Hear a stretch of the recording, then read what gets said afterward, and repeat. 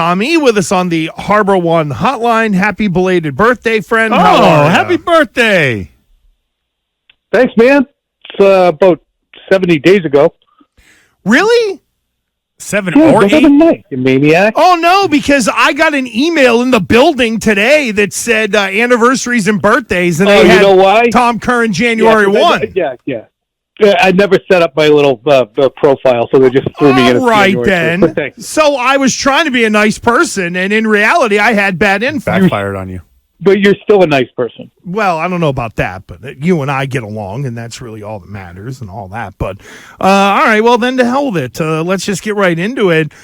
How tumultuous do you think this week will get for the New England Patriots, Tom Curran? It's up to the Patriots and the parties involved. To me, listening to Bill on the Greg Hill show, at least outwardly, he's going to make sure that he is sending signals that it's business as usual. I don't imagine the Crafts will have any kind of comments this week, but as we all do, that there's always things that are bubbling beneath the surface, and there's strings that are being pulled. And I found Jerod Mayo's comments today on his conference call really interesting because for the first time, you have somebody pulling or calling out the pulling of the strings and saying, I don't like that. I wonder where it came from. I wonder what the reasoning is. I wonder what the timing was about. So, wait, hold on. Wait, you mean the pulling of the strings as far as he was did he reference it directly or was it indirectly? Oh, you guys haven't? No, I didn't hear it yet. Oh, I'm sorry. Well, Jerod Mayo was on a conference call at the 11 o'clock hour, and his Zoom call, he was asked about reports that he had rubbed people the wrong way, and his response was, that he saw that it bothered him a great deal, that he thought the timing of the report was strange, that he thought that someone who had an issue with him would be man enough or woman enough to come to him and explain to him what they meant by that. And it's worth your time if you have a chance in the back half of the show to get into. So I apologize. No, that's fine. For bringing up something. But these are the Machiavellian, Christian, you know it as well as anyone, the Machiavellian political maneuvering that goes on within organizations is extreme. And with the Patriots, it's been going on since 1993 when Bill Parcells arrived. It was probably lessened during the Pete Carroll era to a degree because there wasn't one major domo to answer to. There was the Bobby Greer, and there was the Andy Wazenchuk, and there was the coaching, and there was the ownership.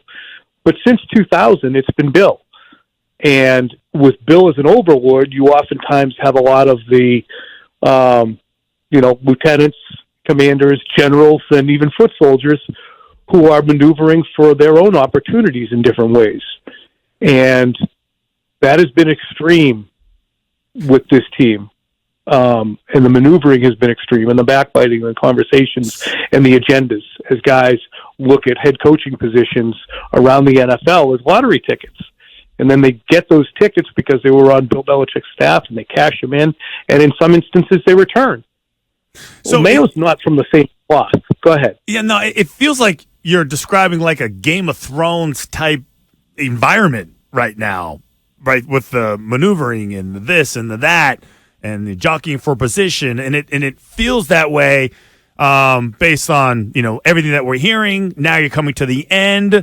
There's the Jonathan angle, there's the Robert angle, there's the Bill angle. Is that a fair kind of analogy?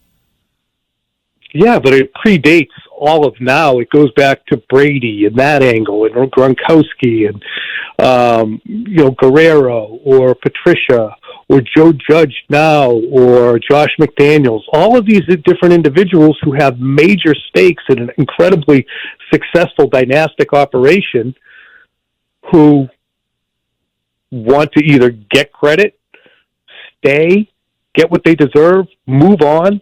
Nick Caserio, who probably was the least political of anybody I ever encountered. You name them. So, yeah, it does perhaps come to a head this week. And I just found it interesting that as it does come to a head on a Zoom call with an assistant coach who was described as the owner as perhaps the heir apparent, you had Mayo being unbelievably honest and refreshingly open about his feelings on something. What does it say to you, Tom, that this team has not completely fallen apart the last 5 or so weeks? That they have really an outstanding blueprint on defense that is thanks to Bill Belichick, that they have outstanding coaching on the defensive side of the ball, game planning and scheming and play calling, which is Mayo and Steve Belichick, that the individual position coaches take draft picks and develop them, or free agent signings and develop them, or fit them well into the scheme, that the defense for the Patriots is really in a great spot, and that the leadership on that side of the ball is outstanding. Do you think we're talking not quitting to me? But I'll say this: not quitting. So who deserves the credit? Because it's the defensive side of the ball. I think that you look at and say, well, they haven't quit. The credit always goes to the players first. But what's their motivation? Because one of the things we were talking about is this. I feel like there's like this internal campaign for maybe, and especially the defensive side, because you're hearing a lot of defensive players mention Jerod Mayo, and less so Steve Belichick. I'm wondering if they kind of feel there may be something going on, that they're actively trying to kind of put their candidate in place, which would be Jerod Mayo. Well, I think Jerod Mayo is a bigger part of the defense's success than Steve, although he might rebuff that claim. Mayo is more of the defensive coordinator than Steve Belichick is. Steve is the play caller. Mayo spends more time at the front of the room talking about the concepts. In this season, Bill Belichick, because of the illness of Adrian Clem, Bill Belichick has spent an inordinate amount of time with the offense, as he did last year, and he's basically been coaching the offensive line. So Bill Belichick's involvement with the defense is minimal. So it's Jerod and Steve. Who's at the front of the room? Most it's Jerod. Does Steve not have a role? Absolutely, positively he does have a role, a major role. And I think that would be an interesting dynamic to chart if things come to pass where Bill is not the head coach by next week. Does Steve Belichick stay or go? That would be a fascinating thing to monitor as well. Tommy Curran of NBC Sports Boston here with Gresham Fourier. What do you know, if anything at all, about the whole Trent Brown situation? Belichick after the game said, we played the guys who wanted to play. I know I read people like Pat's Cap, and they say, well, Trent Brown wasn't going to hit those playtime bonuses, and there's a whole bunch of players that aren't. I'm just curious for your read on this, the latest with Trent Brown. Just that this has been percolating the entire season, and that there are always small, again, Christian can speak to this, it might be a group of people all within the same circle, but you'll have different tents within the circle that are not with everyone else. It's not as if he's an extreme outlier. I'm sure there's plenty of players on that 53-man roster who can't wait for the season to end, aren't happy with their role, aren't happy with their situation, and can't wait for the season to finally be done. Trent Brown is the most obvious example of it. He's the best player, talent-wise. He's the most highly paid player. When I look at the situation, it's a prime example of the Patriots looking at Trent Brown, saying, all right, he's a value add. We'll add him because he's coming off of terrible couple of years with the Raiders. He's not going to be looking for money. He's to rehab his career, so we'll sign him back. They sign him back, and then they give him a low-budget contract and say, go play left tackle, not right tackle, which is what we signed you to. We're going to flip this other bust that we have, Isaiah Wynn, to right tackle. Well, that set the stage to piss Trent Brown off, and then he shows up to minicamp looking like, a Goodyear blimp, and it doesn't work out for him throughout the summer until training camp comes, and then he engages, and then the season begins, and he's not hitting his incentives, and he bails. So those, Christian, you can speak to that.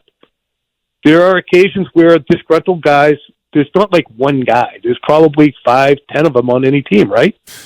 Well, yeah, and, I would say the more you lose, the more guys, the more pop up. And I thought Trent Brown was a predictable candidate from the beginning of the season.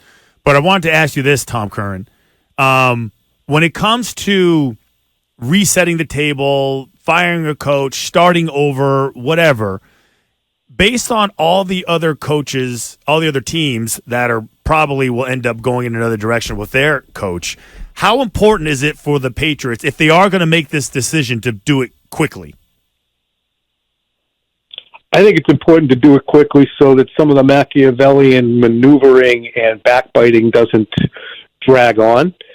I'm sure that the Patriots would love to try and figure a way to get compensation for Bill, but it's going to be hard to do, I think, if you want to try and achieve the opportunity of getting into 2024 and start preparing cleanly and having the new regime, if it's going to be taking over, hit the ground running. Because there's a finite amount of time before you're going to the Senior Bowl, going to the Combine, beginning free agency, and then getting into the draft. It's really quick. And this has come upon us really quick, too, in terms of the end of the season. It's like I kept saying in November, they're 60 days away. They're 30 days away. They're 15 days away. So now it's here. You shouldn't act like, oh, my God, I didn't know it was January 8th. You knew it was coming. What are you doing? Tommy, if Bill gets traded and they trade Belichick to another team, are the Patriots beholden to the Rooney rules because of that, or because they willingly traded away someone?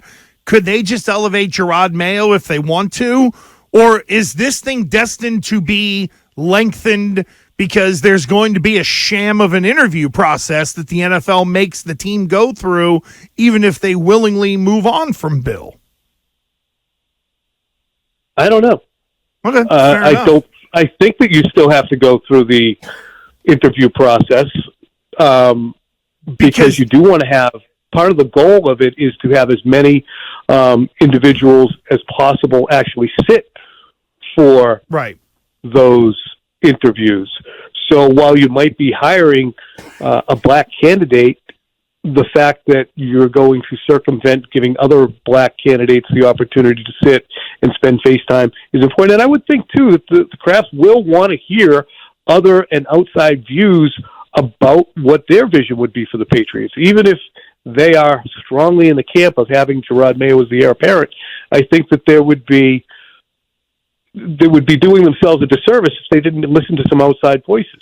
Yeah, interesting. You have to do all the vetting. Well, and because I know they've changed the hiring rules as well in terms of player or coaches that are in the playoffs and when they can and can't interview, because it feels like this could end up taking a while, and it would be more about the process than anything else. Is really the only reason that I asked that question to our guy Tommy Curran. Tommy, thank you, friend. We appreciate it.